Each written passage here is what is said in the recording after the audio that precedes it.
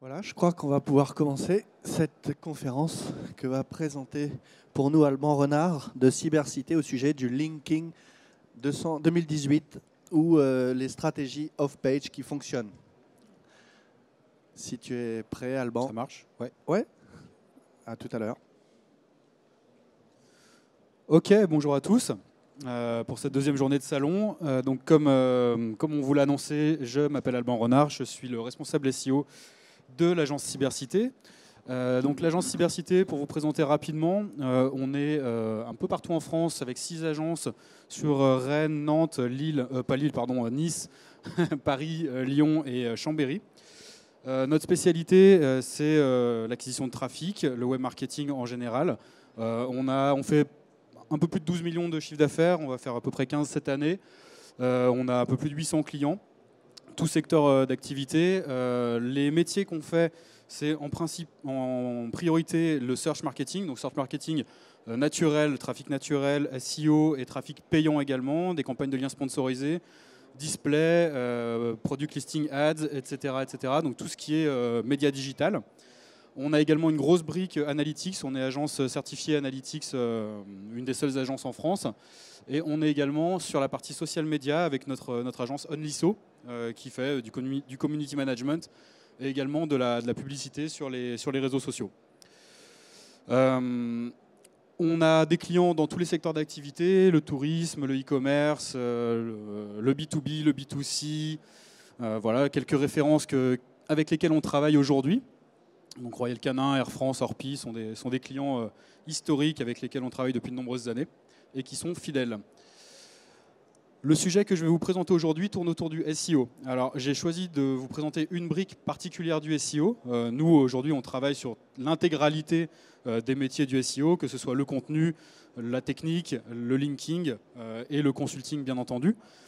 Aujourd'hui on va se focaliser uniquement sur la partie off-page. Donc la partie off-page, c'est toute la partie externe, tous les liens externes que vous pouvez obtenir depuis d'autres sites vers votre site internet. Alors pourquoi on parle de ça? Tout simplement pour démêler un petit peu le vrai du faux et se mettre à jour en 2018 sur ce que c'est le netlinking aujourd'hui, puisque ça a beaucoup changé ces dernières années. Je ne vais pas vous parler de toutes les évolutions et les innovations du SEO en 2018, il y en a plein. Mais il y a plein d'autres moments auxquels on pourra parler de ça, notamment sur notre stand qui est tout à l'entrée, donc vous ne pouvez pas le louper, vous ne pouvez pas nous louper, vous avez les tours de cou, vous avez pas mal de choses qui vous permettent de vous rappeler de Cybercité.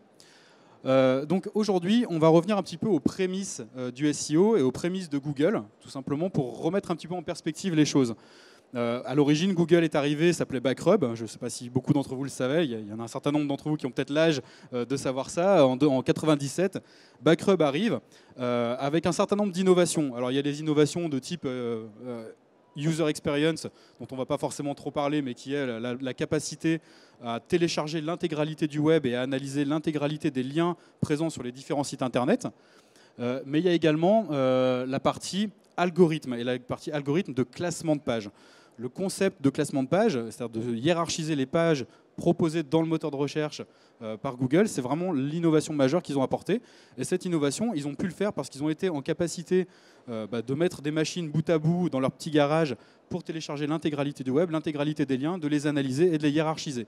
En gros, la structure de base du PageRank, c'est l'organisation des liens, la hiérarchisation des liens et leur priorisation. En gros, il faut comprendre que les liens pour Google, d'un site internet vers un autre, fonctionnent comme un système de vote. Donc le système basique est présenté ici, c'est vraiment le schéma le plus basique que j'ai pu vous trouver sur le netlinking. On a un lien qui est fait sur un site, sur un mot-clé qui est billet d'avion en l'occurrence, qui va faire un lien vers le site d'Air France. Le résultat direct, l'effet off-page du netlinking, c'est, via les backlinks, de faire grimper le site Air France dans les résultats de recherche, dans les premières positions. Plus vous obtenez de liens de ce type-là, mieux vous êtes positionné. Ça, c'est le schéma basique de Google, de son fonctionnement. Alors, il y a plein d'autres choses qui rentrent en ligne de compte, et je ne vais pas tout énumérer aujourd'hui, mais il faut se rappeler quand même qu'à la base, c'est leur innovation majeure, c'est comme ça qu'ils ont réussi à avoir autant de succès, plus évidemment toutes les notions d'interface épurée par rapport à des portails, etc. etc.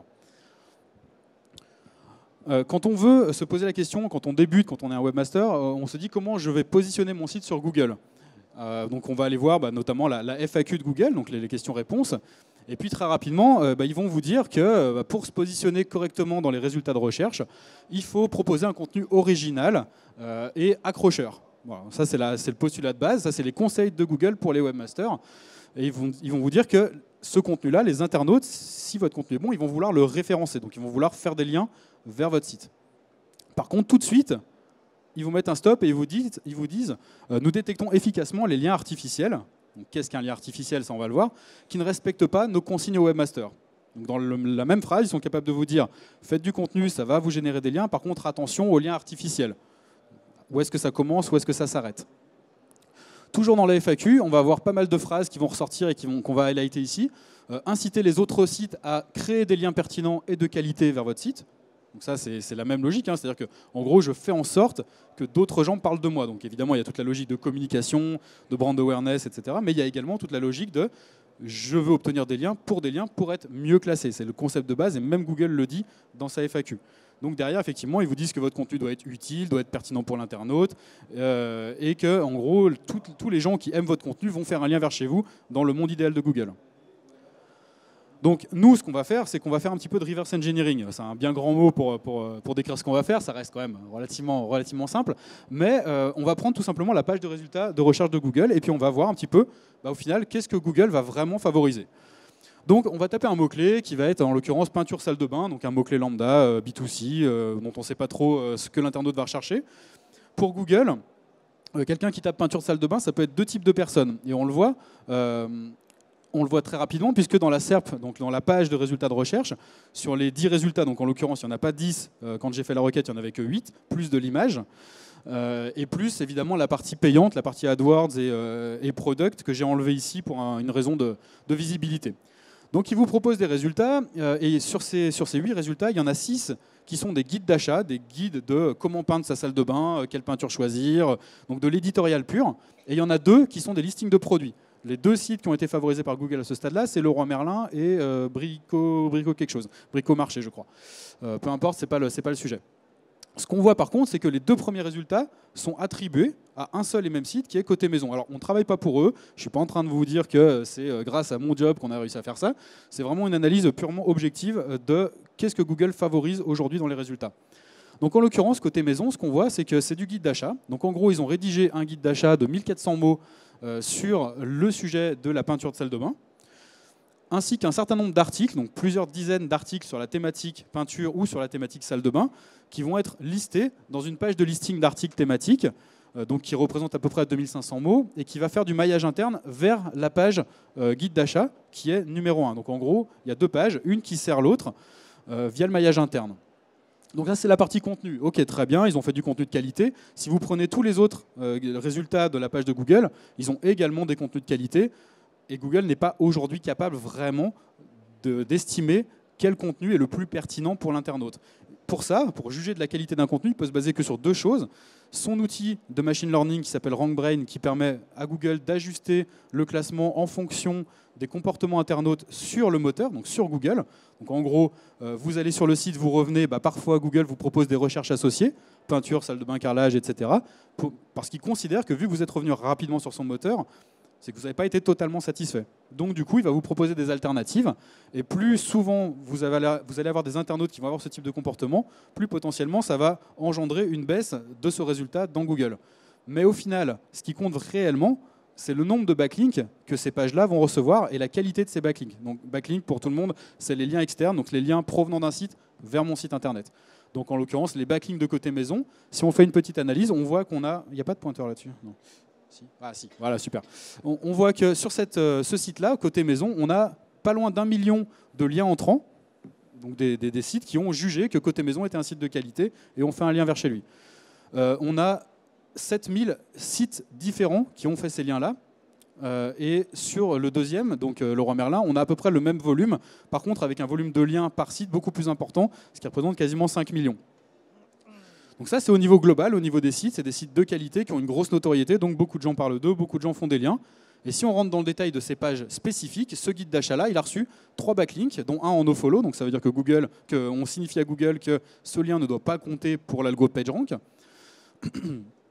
Pour la deuxième, on voit qu'on a 8 backlinks, donc un peu plus. Alors pourquoi celui-là en a plus et le deuxième, tout simplement parce que derrière, il y a moins d'édito et que le maillage interne, il dirige vers cette page guide d'achat qui est plus pertinente pour la requête spécifique. Et on voit que Leroy Merlin est également sur 3 backlinks, mais par contre avec un édito moins fort, avec un listing produit. Donc Google favorise le comportement internaute qui aide le guide d'achat, enfin le guide de la peinture. Donc après, l'idée, c'est de savoir qu'est-ce que c'est qu'un lien de qualité, comment on fait finalement pour avoir ces liens si qualitatifs qui sont liés à la création de mon contenu qui est forcément fantastique. Donc j'ai fait un super contenu, j'ai plein de liens qui arrivent tout seuls. Donc on a regardé, et puis on va regarder que ces 3 liens sur ce numéro 1 sont faits par WikiHow, la maison de Charlotte.publicoton et meilleur-artisan-peintre.com. Vous sentez la qualité qui arrive là un petit peu, vous voyez à quel point ça va être bon. Donc du coup, on va regarder ce que sont ces sites. Est-ce que vraiment c'est le webmaster qui a été satisfait et qui a fait un lien? Et quand on regarde, WikiHow, tout simplement, c'est le Wikipédia du comment faire. Voilà, c'est le site, en gros, n'importe qui peut éditer n'importe quoi et faire un lien. Par contre, les liens sont en nofollow. Du coup, nofollow ici. Donc du coup, vous ne pouvez pas vraiment en bénéficier, mais ça apporte quand même des signaux positifs à votre profil de lien, puisqu'il faut, dans un profil de lien équilibré, avoir des liens nofollow également.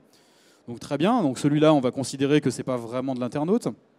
Le deuxième, donc mon HelloCotton, donc déjà en termes de contenu, on voit assez rapidement que il ne faut que de pas grand-chose pour transformer votre salle de bain. Donc en termes de qualité éditoriale, on n'est pas tout à fait là.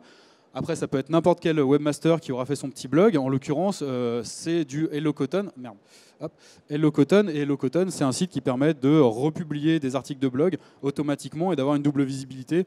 C'est tout simplement un agrégateur de contenu, un site de microblogging qui permet de faire des blogs assez rapidement, assez facilement, sans technique. Donc concrètement, c'est du SEO. C'est un SEO qui a fait ça d'une manière ou d'une autre. On regarde le troisième, donc ce fameux meilleur-artisan-peintre.com. Et là, on voit qu'on est carrément sur une page purement SEO avec, par contre, je parle de SEO 2002, donc avec des mots-clés de partout, tous les départements, tous les codes postaux, tous les métiers, entreprises, peinture, Paris, etc., répétés 15 000 fois. Donc ça, c'est carrément considéré, en tout cas, ça pourrait être considéré par Google comme du gros spam. Pour autant, il y a un lien à l'intérieur, peinture spéciale cuisine, ou salle de bain, avec le texte, en l'occurrence c'est cuisine, bon, ils se sont un peu craqués, mais qui fait un lien vers la page peinture salle de bain de côté maison. Donc voilà mes backlinks de qualité. On en est là. Si je regarde la deuxième page, donc la deuxième page de côté maison, alors il y a 8 backlinks, comme je l'ai dit tout à l'heure, qui sont ici, je les ai listés. Et si j'en ai isolé 3 parce que c'est les plus rigolos, notamment ces deux-là, Designez-vous et Alliance Carrelage. Voilà. Je pense ne pas avoir besoin de parler de la qualité de ce site, d'autant que quand on regarde le deuxième, c'est le même en rose. En gros, c'est des sites qui sont faits en mode MFA, donc Made for AdSense, avec de la pub, qui permettent au webmaster qui a créé ces sites, probablement par dizaines, de gagner de l'argent, et d'avoir des liens, donc du coup, vers deavita.fr, vers Côté Maison, vers Leroy Merlin. Il y a même des liens vers Leroy Merlin également. Donc en gros, en termes de qualité, on n'y est pas du tout. Le troisième peut paraître plus qualitatif, mais ça reste quand même un site fait vraiment spécifiquement pour le SEO. Après, là, le contenu, il se défend. C'est un site sur l'immobilier. On parle de peinture de salle de bain pour le home staging, pour la vente d'une maison. Très bien. Avec le backlink, bien entendu, optimisé parce que les mots-clés sont dans l'URL et du coup, on a de la pertinence sur le lien entrant. Donc tout ça pour dire quoi? Pour dire que les internautes ne sont pas forcément des webmasters. Donc même si l'internaute il est satisfait de la visite sur votre site internet, il ne va pas forcément faire un lien. Vous n'allez pas forcément obtenir des liens avec votre contenu de qualité. Le contenu de qualité génère beaucoup moins de liens que votre notoriété que vous aurez acquise par ailleurs via vos actions de communication, de marketing, via votre notoriété de marque, qui est aujourd'hui probablement le critère numéro 1 pour le positionnement Google en SEO. Un lien de qualité, même si on considère que ces sites, qu'on peut avoir des liens depuis des sites de qualité, vous pouvez très bien avoir des liens depuis l'Express ou depuis des journaux comme ça, ça vous offrira rarement du trafic. C'est-à-dire que vous allez rarement cliquer sur un lien présent dans un article, c'est-à-dire un lien vraiment optimisé, et aller visiter le site de ce lien-là. Donc, ce sont des liens qui sont exclusivement dédiés au positionnement Google parce que c'est comme ça que Google fonctionne aujourd'hui. Et aujourd'hui, Google ne sait toujours pas, en 2018, se passer des liens pour déterminer la qualité d'une page, la qualité d'un site. Il fonctionne comme ça, c'est inhérent à sa structure. On voit également que tout lien, ou presque, peut quasiment être considéré comme artificiel si on est un minimum subjectif. Tout ce que je vous ai montré là, on peut considérer que c'est des liens artificiels. Rien n'a été généré spontanément, c'est des actions SEO, soit d'une agence, soit d'un webmaster, pour créer des sites faits pour poser des liens vers les sites de Côté Maison ou de Leroy Merlin. Tout le monde, aujourd'hui, en 2018, fonctionne comme ça. Tous les sites qui fonctionnent sur Google fonctionnent comme ça. Alors après, il y a Google Penguin. Et Google Penguin, pour le coup, n'est pas un outil subjectif. Alors qu'est-ce que c'est Google Penguin pour ceux qui ne savent pas? On va revenir rapidement. En gros, le netlinking, donc le netlinking, l'action d'obtenir des liens externes vers mon site internet, avant Google Penguin, c'était le Far West. On pouvait tout faire, tout et n'importe quoi. Le but était d'avoir le maximum de liens, le plus optimisé, sur des encres optimisées, sur mon mot-clé vers mon site.com, etc., etc. Donc c'était un peu la ruée vers l'or. Il y a eu beaucoup de choses plus ou moins sales qui ont été faites. Et à un moment donné, Google a sifflé la fin de la récré et a sorti son filtre anti-spam.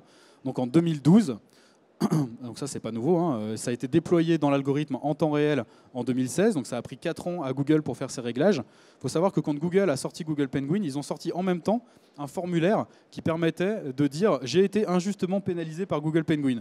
Donc autant dire qu'en termes de capacité de Google à déterminer ce qui est un bon lien d'un mauvais lien, on en est assez loin. Donc du coup, ils ont au début été très agressifs, ils ont balancé beaucoup de pénalités à beaucoup de webmasters, ce qui a engendré des grosses chutes et forcément ça a créé un petit peu la terreur.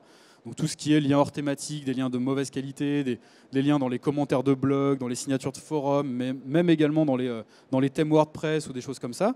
Ou alors si vous êtes une agence web, il y a peut-être des gens qui ont une agence web ici, quand vous faites un lien vers les sites de vos clients dans leur footer, typiquement ça peut être pénalisé par Google Penguin. Voilà, parce que c'est toujours le même lien, toujours vers le même site, toujours avec la même encre, généralement création de site internet ou alors site réalisé par, etc. Ça, aujourd'hui, ça peut être pénalisé par Google Penguin, notamment par le côté automatique de la chose. Donc évidemment, Penguin n'étant pas subjectif, il va s'attacher principalement à un certain nombre de choses qu'il peut détecter, notamment tout ce qui est massif, tout ce qui est automatisé, tout ce qui est identique. Ça veut dire aussi que d'une certaine manière, comme on l'a toujours fait en SEO, on peut berner Google Penguin en ayant l'air d'être naturel, alors que ça reste des liens artificiels, comme je vous l'ai montré, comme la quasi-totalité des liens qui pointent vers les sites internet aujourd'hui. Donc voilà, le netlinking après Google Penguin, c'est la terreur, c'est la surveillance de Big Brother, très bien.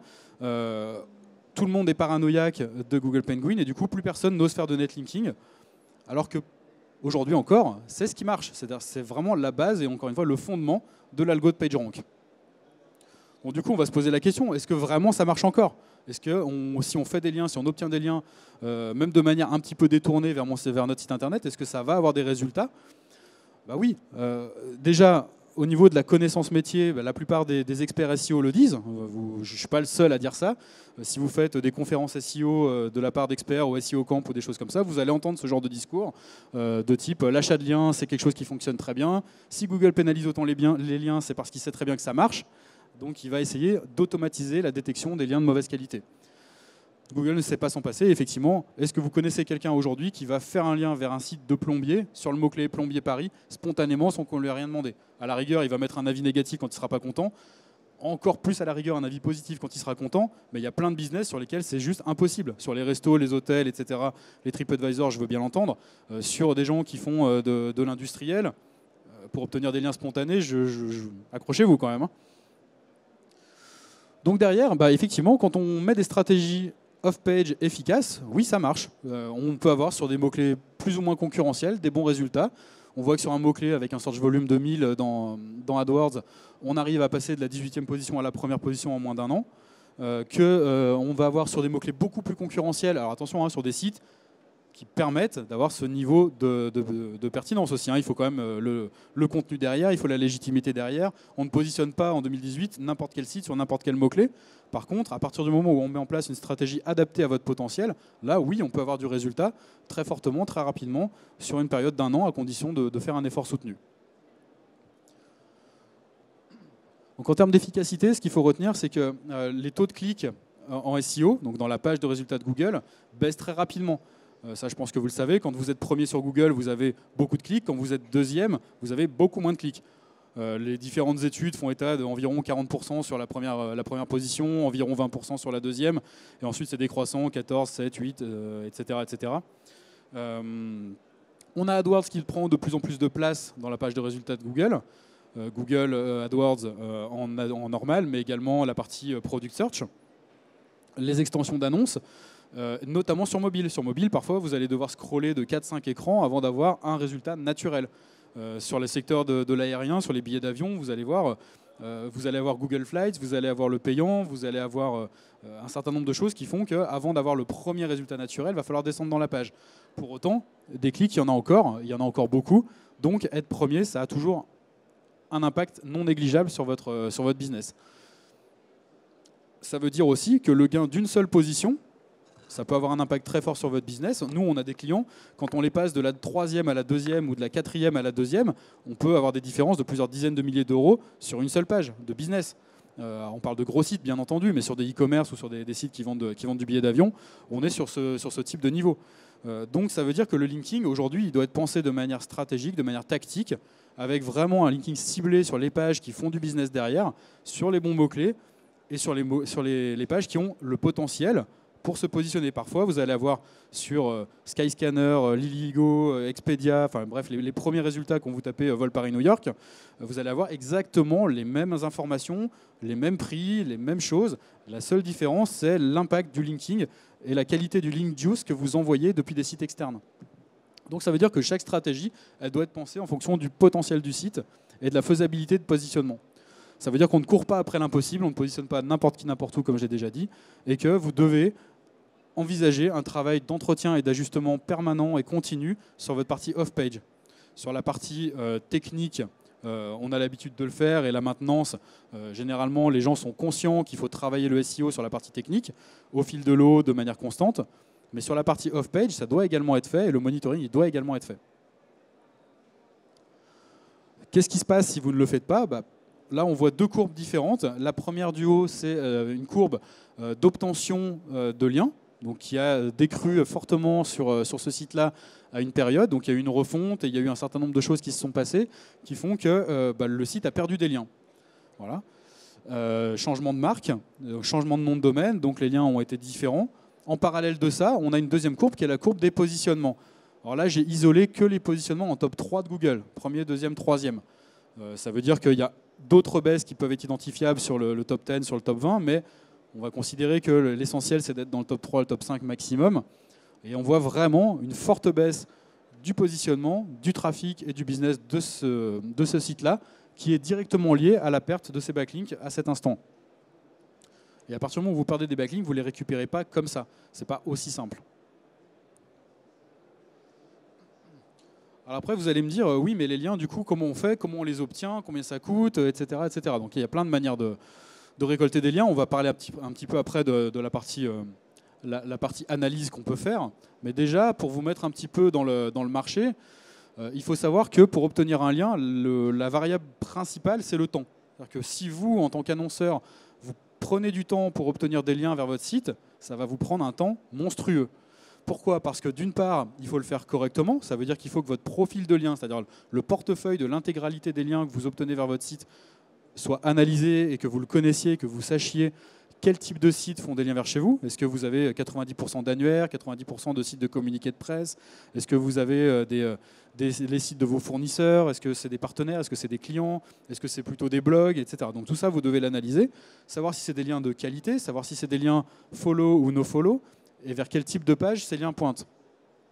Donc en fonction de cette analyse, qui peut prendre assez longtemps selon la taille de votre site, puisque sur un site qu'on récupère, nous, quand on commence avec un client, généralement, on a parfois plusieurs dizaines de milliers de liens à analyser pour les catégoriser, savoir un petit peu comment s'organise le profil de lien. Et en fonction de ce profil de lien, on ne va pas mettre en place les mêmes actions sur les mêmes mots-clés vers les mêmes pages. Donc ça veut dire que derrière, on doit élaborer une stratégie, donc en termes de mots-clés, mais également en termes de planning, puisque les liens, vous ne pouvez pas les obtenir de manière massive d'un seul coup. Ça, Google Penguin, derrière, il va vous shooter. Donc il faut le faire progressivement, il faut construire un planning long terme, sur plusieurs mois, plusieurs années, afin d'obtenir des résultats sur le long terme, puisque le SEO, c'est, encore une fois, vraiment un levier long-termiste. Il faut également choisir les supports, et pour le coup, les supports, il faut les trouver. Donc il faut aller chercher les éditeurs, il faut aller à la pêche aux sites qui pourraient potentiellement faire des liens vers chez vous. Alors ne rêvez pas, ils ne le feront pas spontanément, ils ne le feront pas si vous leur demandez, à moins d'avoir vraiment une cote d'amour saisissante. Il faudra donner un peu de votre personne ou de vos produits pour arriver à obtenir des liens. Voilà, ça c'est comme ça que ça fonctionne, hein. Il n'y a pas de secret. Derrière, ces liens-là, il va falloir les placer dans du contenu qui soit pertinent pour l'internaute. Donc du coup, ça veut dire qu'il va falloir trouver des sujets intéressants et également les rédiger. Parce que pareil, quand vous allez contacter un webmaster ou un blogueur, il ne va pas vous rédiger votre contenu ou alors il va vous faire payer plus cher pour le faire. Et le coût peut être significatif. Donc la rédaction, derrière il y a toute la partie maintenance dont j'ai déjà parlé et dont je reparlais un petit peu tout à l'heure, et la partie évidemment analyse des résultats. Quand vous obtenez des liens, il faut que vous sachiez s'ils ont eu un impact positif ou non. Et quand je parle d'impact positif, je le redis, je parle d'impact positif sur le positionnement de votre page et non pas sur le trafic que ce lien vous amène. N'oubliez pas que le trafic qu'un backlink vous amènera sera quasi toujours nul. Même sur des gros sites, même sur des femmesactuelles.fr ou je ne sais quoi, ou des Doctissimo, vous allez recevoir un petit peu de trafic, mais par rapport au trafic qui vous intéresse, au trafic qualifié qui génère du business derrière, c'est peanuts. Donc vraiment, un lien, c'est un lien pour le positionnement.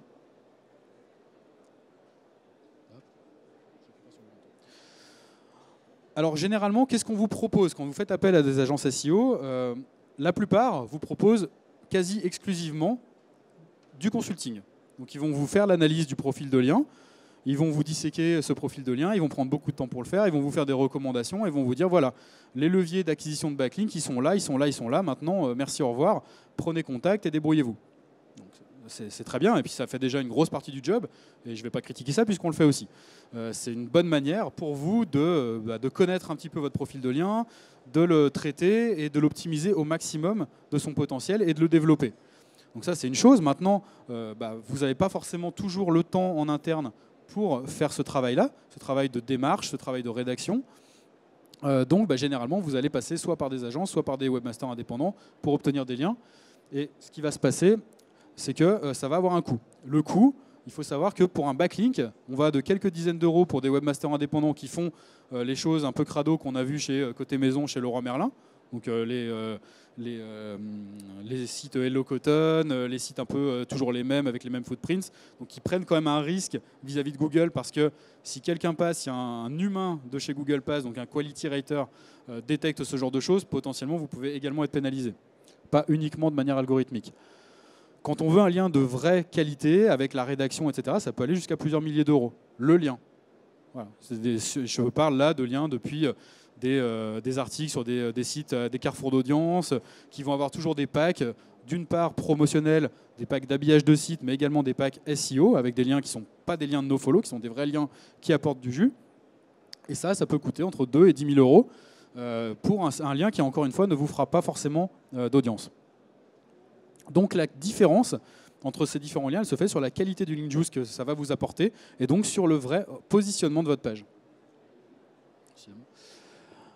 Alors derrière, en termes de stratégie, qu'est-ce qu'on peut vous proposer? Pas mal de choses. J'ai déjà parlé de l'analyse de liens, donc il y a la logique de volume global. Quel est le volume de liens que vous recevez par rapport à vos concurrents? Donc il y a toute la partie analyse concurrentielle. Sur telle thématique, combien de liens il vous faudrait dans l'idéal pour avoir des résultats? Avec quel type de support? Donc, on va toujours tabler sur une diversité des supports au maximum.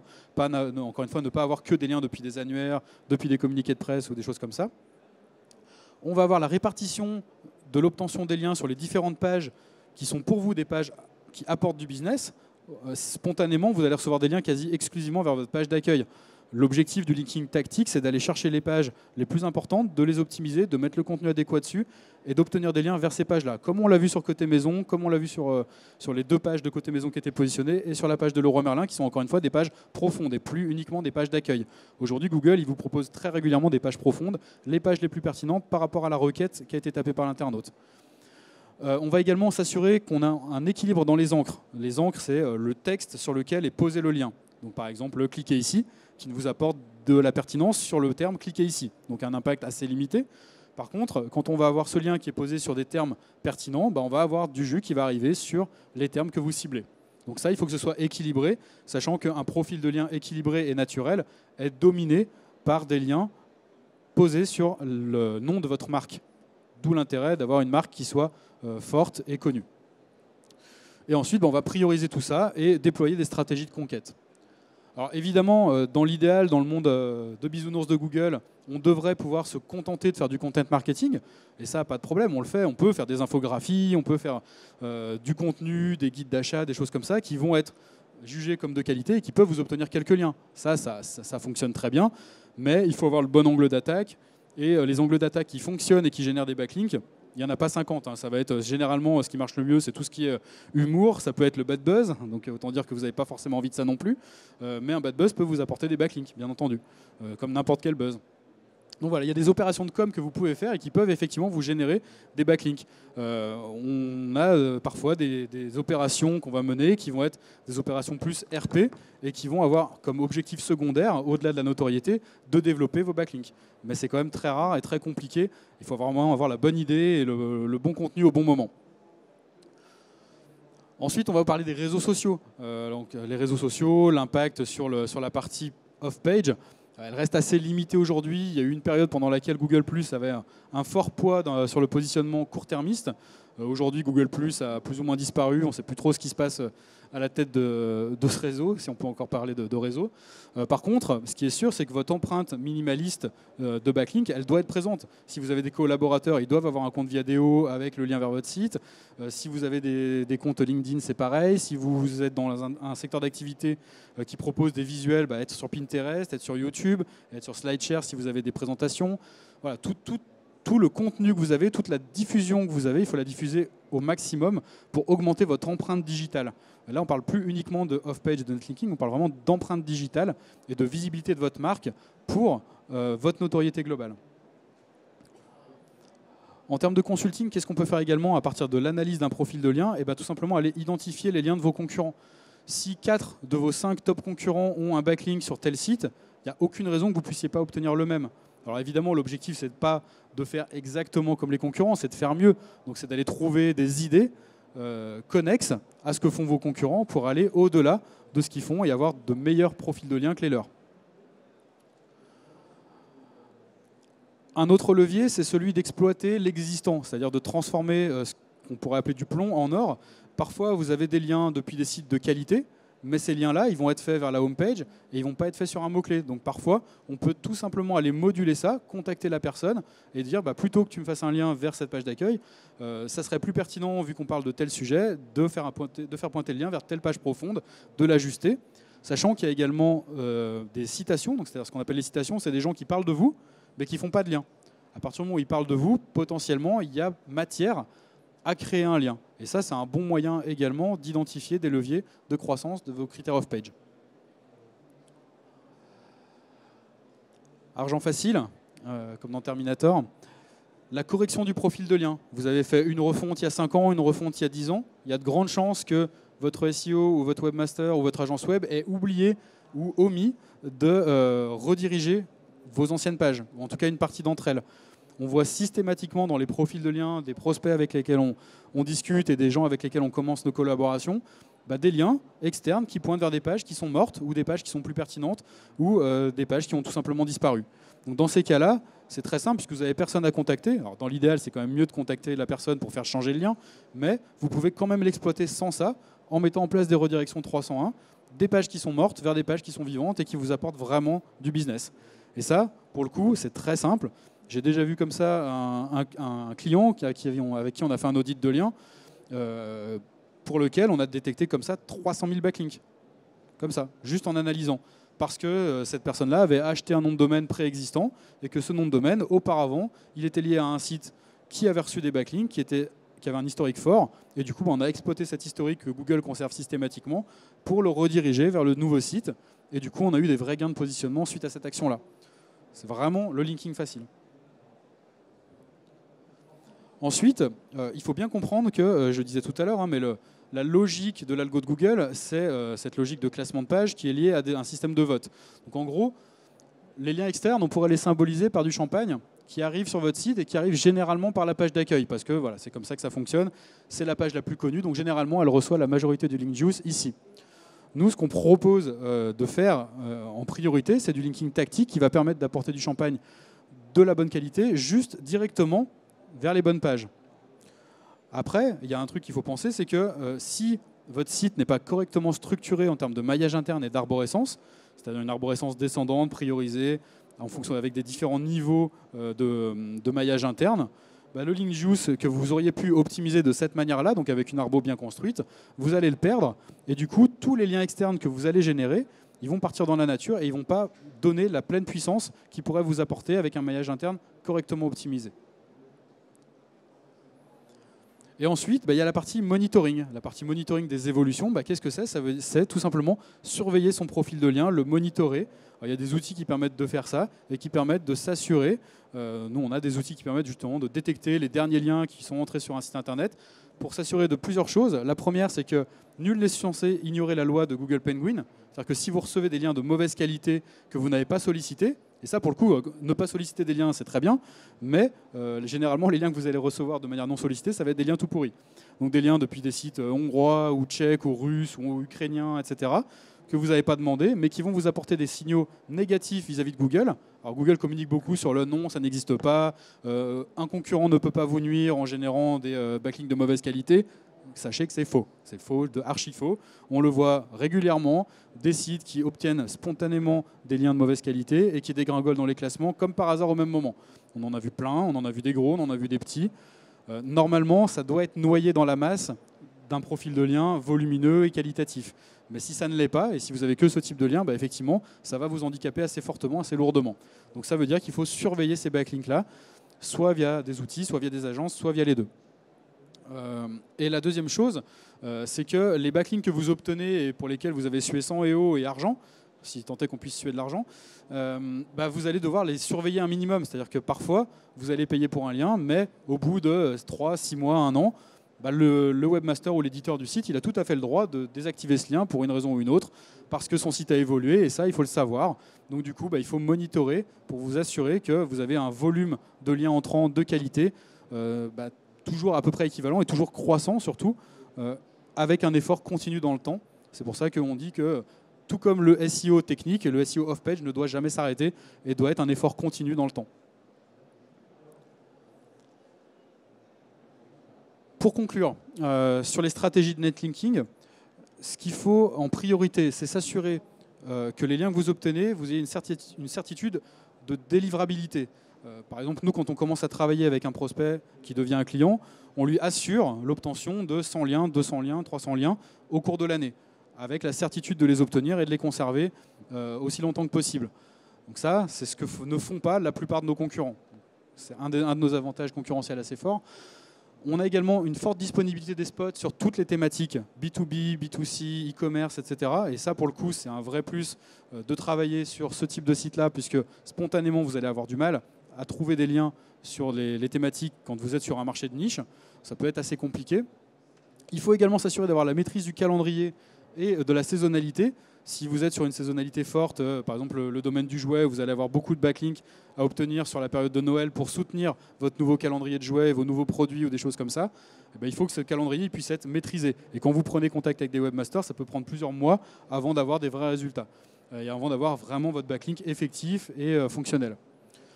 D'autre part, il faut s'assurer de contrôler la qualité des liens obtenus. Ça, la qualité du contrôle, encore une fois, on est sur du subjectif. Où est la limite du gris, du noir, du blanc selon Google, on a vu que c'était très très flou et que du coup, il faut s'assurer de faire ça de la manière la plus naturelle. Donc ça veut dire en pensant à l'internaute en priorité. On ne publie un lien que sur un site dont on juge que son contenu est qualitatif. Monitorer la performance, encore une fois, j'obtiens un lien, je m'assure qu'il m'a apporté du plus sur ma page. Si ce n'est pas le cas, potentiellement, il faudra le désactiver ou le désavouer. On diversifie les types de liens également, des liens depuis des sites de fournisseurs, de partenaires. Tout lien peut potentiellement être bon à condition qu'il soit pertinent et qu'il soit logique. En gros, il faut se poser la question de si un internaute visite ce site-là et qu'il trouve un lien vers mon site, est-ce que pour lui c'est logique? Si c'est logique, il n'y a pas de souci. Si ce n'est pas logique et que ça fait vraiment artificiel, là vous pouvez avoir des soucis dans un cas ou dans un autre. Et ensuite, on va moduler les encres en fonction des priorités de mots-clés qu'on va cibler évidemment. Voilà. Derrière, il faut s'assurer également d'avoir une bonne réactivité sur les modifications en cas de refonte. Nous, par exemple, sur les sites avec lesquels on travaille, on a l'assurance qu'en cas de refonte, on peut modifier l'intégralité des backlinks qu'on vous a obtenus. Ce qui a un avantage non négligeable parce que ça peut être très très long, très chronophage. Et derrière, vous pouvez être dépendant uniquement de vos redirections, ce qui est moins bien forcément. Voilà, j'en ai terminé pour aujourd'hui. Si vous avez des questions, n'hésitez pas. Si vous avez besoin de plus d'informations sur ce qu'on propose chez Cybercité en termes de SEO, trafic payant, social media, linking, etc. N'hésitez pas à nous retrouver sur le stand G8H7 qui est à l'entrée. Vous y trouverez pas mal de choses et notamment plein de livres blancs sur pas mal de sujets, sur tous nos métiers, ainsi que notre dernier ouvrage More Traffic, More Business avec les dernières nouveautés de l'année. Voilà. Je vous remercie, n'hésitez pas si vous avez des questions. Merci Alban. Effectivement, si vous avez des questions, je me fais un plaisir de vous passer le micro.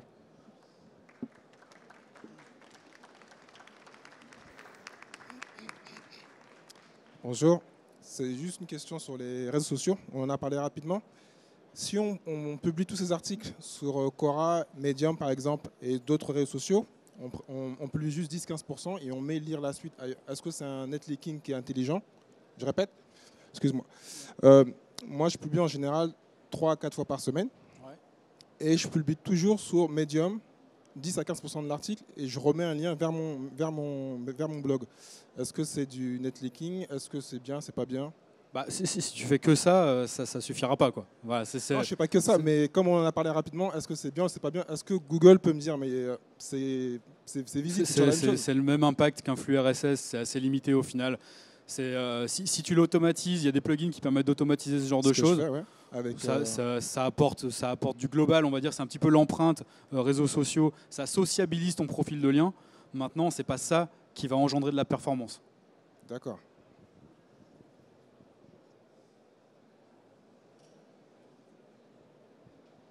Bonjour. Oui, bonjour. Quand on a des liens indésirables qui pointent vers nous, comment on fait pour les arrêter? Il faut juste appeler le webmaster et négocier? Alors ça, c'est dans le monde idéal. Maintenant, quand le site il est en Ukraine, il n'y aura jamais de nouvelles.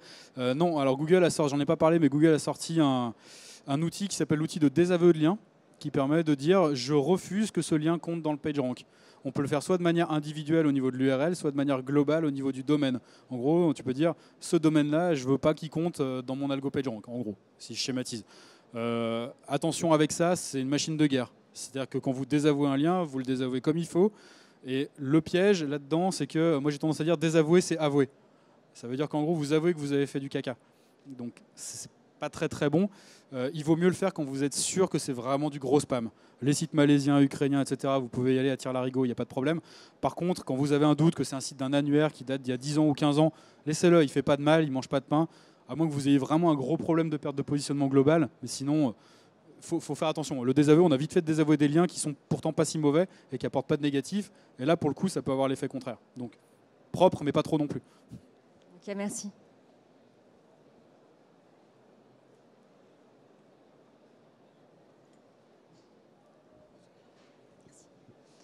Bonjour.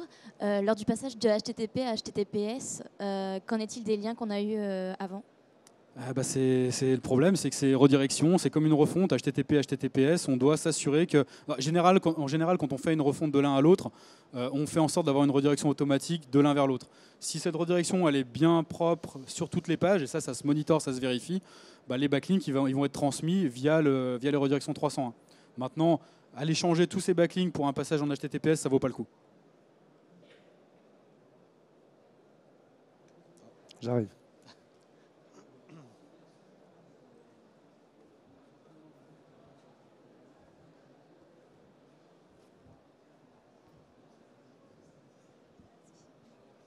Vous avez parlé d'outils de monitoring de profil de lien. Est-ce que vous pouvez en citer quelques-uns? Oui, bien sûr. Les outils marchés, les principaux, c'est Ahref, c'est SEMrush, c'est Majestic SEO. Voilà les trois principaux.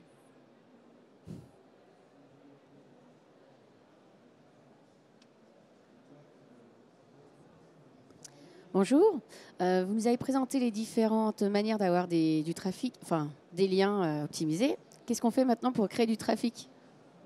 Parce que je pense qu'on est tous à la même recherche. Nous, en gros, le principe, c'est d'avoir du trafic indirectement. Si vous obtenez des liens, encore une fois, ils ne vous amèneront pas de trafic.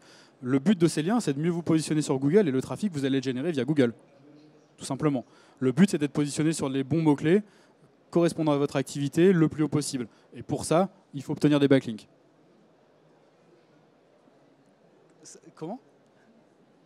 Comment ça se mesure le positionnement? Le trafic, vous le mesurez avec un outil de mesure d'audience comme Google Analytics ou Xity ou des outils comme ça. Google Analytics est gratuit et pour le coup, c'est assez simple à mettre en place sur votre site.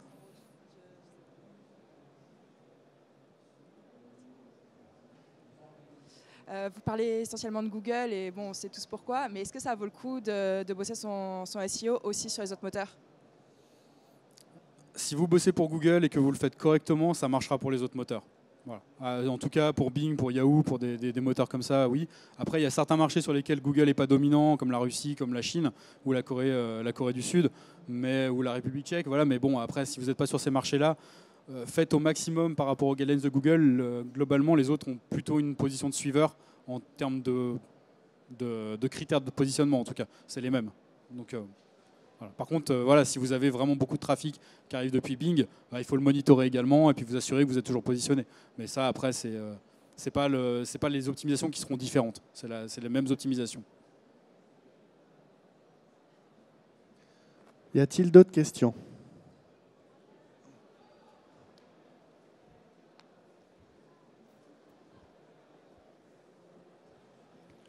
Oui, bonjour.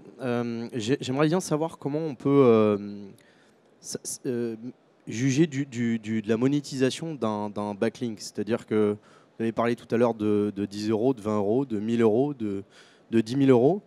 Est-ce que j'ai pas plus intérêt, moi, à créer une myriade de contenus plutôt que d'aller appeler des webmasters dont j'ai pas forcément la maîtrise de ce contenu? Quand vous parlez de contenu sur votre site ou sur des sites externes? Éventuellement sur mon site et ou sur des sites externes pour générer du backlink. Alors ce qu'on appelle les PBN, donc les Private Blog Network, ça fonctionne. C'est-à-dire que là, concrètement, vous créez votre propre réseau de sites. Après, il faut le faire bien. Il faut s'assurer que Google ne détecte pas que c'est un réseau. Il faut s'assurer que chaque domaine est obfusqué, que vous ne puissiez pas être identifié comme le propriétaire unique de ces sites-là. Donc c'est du gros job. Le ROI, il est de toute manière compliqué à calculer. Nous, on le calcule de manière très simple. C'est-à-dire que c'est tout simplement le positionnement qui fait foi. À contenu égal, c'est-à-dire que votre contenu ne bouge pas. Vous l'avez créé, vous avez la même position, 4e sur tel mot-clé depuis 5 ans. Ça ne bouge pas. Vous déclenchez du linking, ça marche. Voilà comment on le monitor. Et du coup, on se dit que cette page-là, elle générait tant de business à une époque, je parle de e-commerce par exemple, cette page-là, elle générait tant de business sur l'année 2016. Elle a généré 2 fois plus en 2017 depuis qu'on a rajouté 3 backlinks. Voilà, c'est QFD, quoi. Maintenant, c'est toujours pareil. Le SEO, vous savez, c'est un ensemble de briques. Si vous faites une jolie pyramide, elle est jolie. Plus si vous enlevez une brique, ça ne va pas se casser la gueule. Si vous en enlevez 12, ça va finir par tomber. Donc il faut faire en sorte de respecter au maximum les critères de positionnement pour faire en sorte que ça soit le plus bénéfique. Et la partie off-page, c'est une brique très importante. Donc, dans tous les cas, il vous faut des backlinks. Après, de la manière, ça, il y en a plein.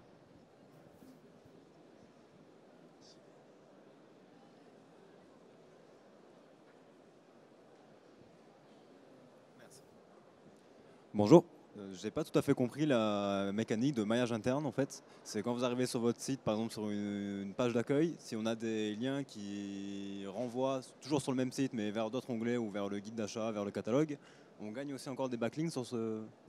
Ou pas du tout. Alors ce que j'entendais par le maillage interne, c'est qu'il vous faut une arborescence qui permette à Google de découvrir l'intégralité de vos contenus. Ce qu'on voit souvent aujourd'hui sur les nouveaux sites, c'est le Airbnb-like. J'arrive sur ma page d'accueil, j'ai un moteur de recherche et j'accède à tout. Si vous n'avez pas d'architecture descendante, j'ai un lien vers le niveau 1 d'arborescence, niveau 2, etc. En gros, le link juice que vous recevez de l'externe, il va se diffuser comme ça dans votre arbo. C'est vraiment l'image de la fontaine de Champagne, c'est exactement comme ça que ça fonctionne.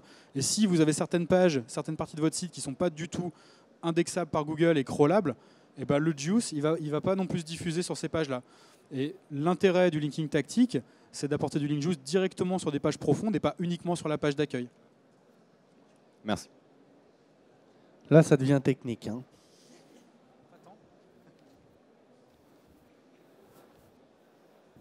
Bonjour. Les liens provenant de commentaires dans les articles de blog, est-ce qu'on peut considérer que ce sont des liens de qualité? Non. Non, après, ça fait pas de mal s'ils ne sont pas optimisés. C'est-à-dire que passé un temps, on avait tendance à publier un commentaire de blog où au lieu de mettre son nom, on mettait un mot-clé. Ça se faisait beaucoup au Far West, ce que j'ai montré tout à l'heure. Ça, faut plus le faire. C'est très dangereux, ça. Et même dans le commentaire? lui-même. Encore une fois, si vous en avez un, ça va. Généralement, c'est refusé par le blogueur. C'est souvent refusé par le blogueur déjà. C'est souvent les sites ne le permettent même pas. Ils vous bloquent parce que vous ne pouvez pas mettre de lien. Et quand ce n'est pas le cas, ils vous mettent en nofollow. Donc du coup, vous ne craignez rien. Par contre, si vous faites ça, si vous allez chercher un maximum de commandes de sites sur lesquels on peut mettre des commentaires en follow comme ça et que vous mettez toujours la même encre de lien optimisée vers le même mot-clé, vous prenez des gros risques. Et les publications qu'on fait sur Facebook, par exemple, et qui sont partagées par les différentes... Ça compte pas vraiment. Google ne crawl pas la plupart des pages Facebook. Il crawl que la partie publique. Et du coup, il ne les connaît pas, ces liens.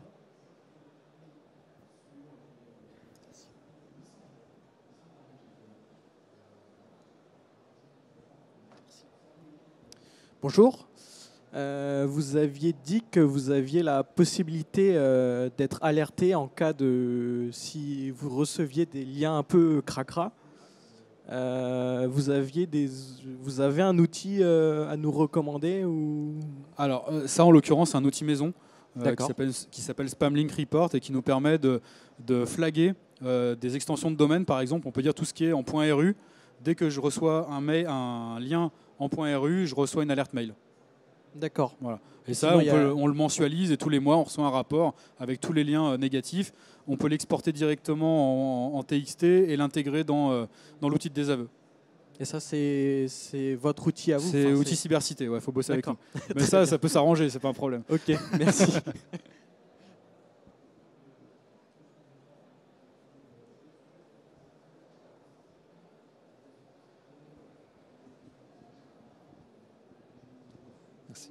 Tout à l'heure, vous parliez de réseau de blog et de PBN.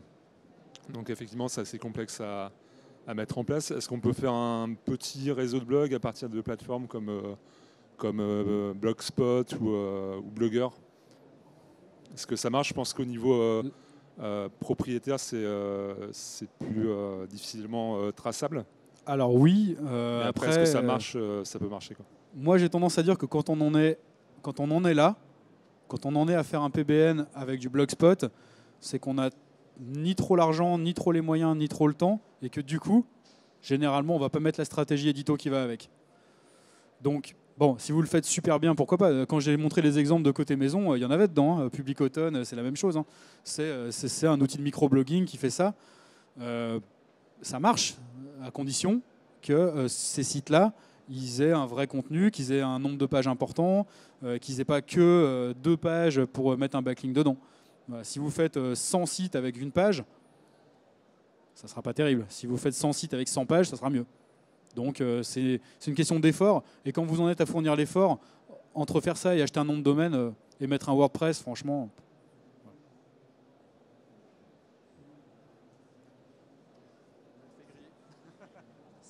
Bonjour. Vous parliez tout à l'heure de la mise en place d'un planning pour l'acquisition de liens. Donc dans quel cadre c'est fait? C'est au regard de quels éléments? Parce que j'imagine que le but c'est d'avoir l'air le plus naturel possible pour ne pas être pénalisé. Et dans le cadre de ce planning, comment vous prenez en considération par exemple les liens follow et no follow? Enfin, dans quelle mesure l'équilibrage est fait? Alors déjà, le planning, on regarde le profil de lien existant et ce qui s'est passé dans le passé. C'est-à-dire, si le site il a déjà obtenu des liens régulièrement les années précédentes, on va se calquer entre guillemets sur le volume d'obtention mensuel qu'il obtient habituellement. Et on va faire en sorte de ne pas le dépasser, de ne pas l'éclater pour obtenir des liens sur la même régularité. Après, quand on doit publier 100 liens dans l'année, on divise, quand il n'y a pas de logique de saisonnalité, généralement on va diviser 100 par 12, mais on va quand même mettre des temps forts. On va toujours mettre des temps forts par rapport à l'activité du client qui généralement a des temps forts lui-même et on se calque là-dessus.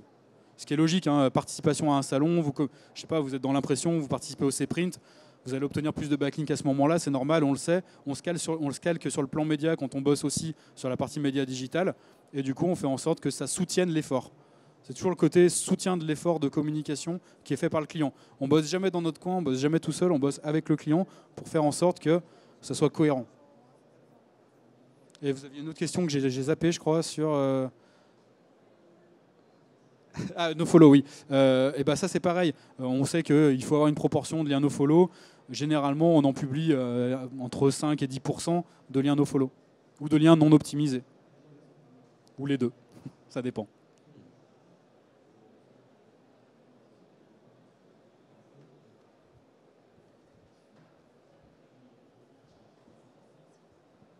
Moi, j'avais une question concernant le rapport entre la ligne éditoriale et Search Console, les mots-clés. Est-ce que j'ai intérêt à renforcer ma position en créant du contenu sur mes top mots-clés ou au contraire à chercher dans les mots un peu plus bas pour essayer d'augmenter ma position sur plusieurs mots-clés? Les deux.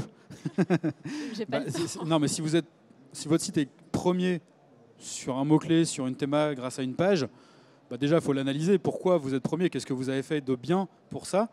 Il faut vous assurer que cette page-là soit toujours à jour, qu'elle soit toujours bien placée dans l'arborescence et qu'elle ne soit jamais dégradée. Après, si elle est première, j'ai envie de dire touche à rien, c'est très bien. Obtenez un backlink de temps en temps, parce que si votre page elle est quali, normalement elle doit obtenir des backlinks de temps en temps. Et après, vous allez essayer de reproduire ces schémas qui fonctionnent sur d'autres types de pages et élargir la longue traîne au maximum pour obtenir le maximum de positionnement et de plus en plus de contenu, de plus en plus de backlinks, de plus en plus de positions. Voilà. Merci.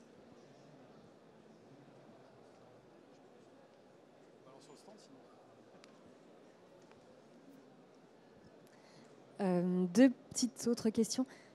Concernant les liens non optimisés, qu'est-ce que vous voulez dire par là? Un lien non optimisé, c'est un lien qui va être fait sur un mot-clé comme cliquez ici par exemple, ou alors un lien qui va pointer vers la page d'accueil alors que ça aurait été plus pertinent qu'il pointe vers une page profonde. Et les liens nofollow, comment est-ce qu'ils sont repérés par Google, vu que nofollow, ça veut dire qu'on ne peut pas cliquer dessus, c'est ça? Non, nofollow, ça veut dire que Google ne doit pas les suivre et ne doit pas les prendre en compte dans son algo. En gros, ça veut dire celui-là, il compte pas. Et comment on fait ça? C'est dans le code source, c'est un attribut rel égale nofollow, tout simplement. Merci. On va partager les slides sur SlideShare et il y a un exemple de code dans une slide. Merci.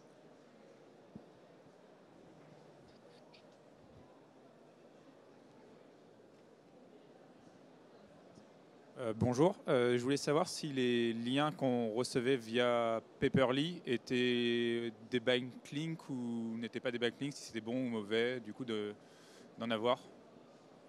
Ce sont des backlinks de fait. Ouais. Maintenant, Google a pas mal communiqué sur le fait qu'il ne les prenait pas forcément en compte. Il y a certains types de backlinks que Google arrive aujourd'hui, grâce à Google Penguin, à ignorer. Ce qui n'était pas le cas avant. C'est pour ça qu'ils ont brandi la menace. À l'époque de Penguin en 2012, ils ont vraiment brandi la menace en mode tout ce qui est crado, vous allez vous faire sanctionner. Ils en ont sanctionné. Aujourd'hui, ils sanctionnent beaucoup moins. Avant, en 2012, ils ont sanctionné des sites intégralement. Je commence à fatiguer. Donc, ils ont pénalisé l'intégralité du site. Aujourd'hui, quand ils détectent un backlink de mauvaise qualité, ils vont uniquement pénaliser cette page-là. Très bien. Donc, c'est beaucoup plus ciblé. Et ils commencent à être dans une logique de je trouve un backlink de mauvaise qualité, je l'ignore, plutôt que de le pénaliser. Donc, du coup, ce type de lien, ça rentre dans ce cadre-là. Ok, très bien, merci. La dernière.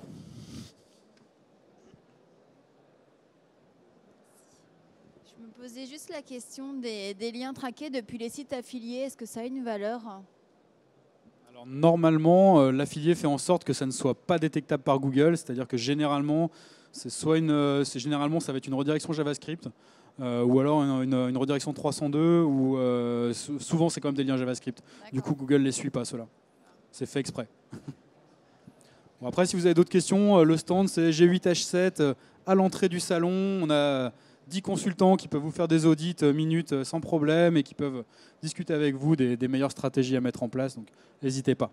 Un grand merci en tout cas pour tes réponses, Alban. Merci beaucoup. Merci à tous.